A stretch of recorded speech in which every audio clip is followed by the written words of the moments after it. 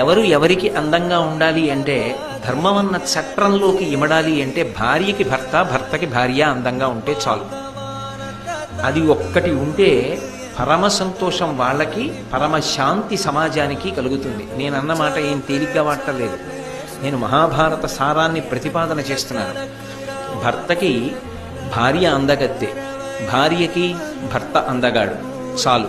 వాళ్ళ జీవితాలు పరమ సంతోషంగా ఉంటాయి, సమాజం ప్రశాంతంగా ఉంటుంది.